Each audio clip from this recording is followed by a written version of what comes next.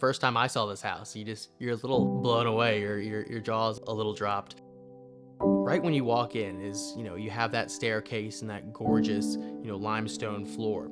And then you go into the library and they have this gorgeous ceiling. And, the first floor, it's almost like, oh my God, like, what did you buy? This is just crazy. And then you get out to the courtyard and you're like, mind is blown. Like, you do not feel like you're in Richmond.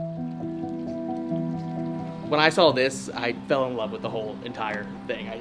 This is when you like the house and then you're like, holy crap. So everything is centered around this. I call it right now my reflecting swamp because I probably need to put some chlorine or something in it.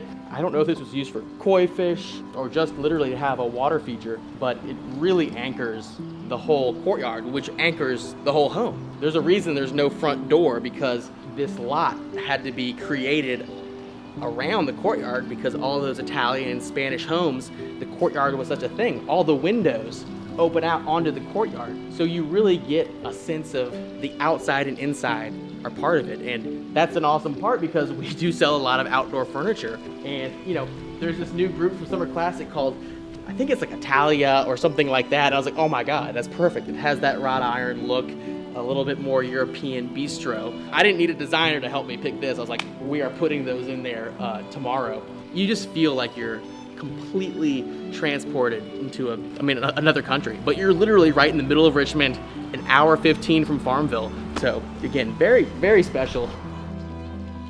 This space is gonna be utilized probably more than any other space. The palm tree, the pond, and just the whole vibe out here is just jaw-dropping. This is the best part of the house, I would say.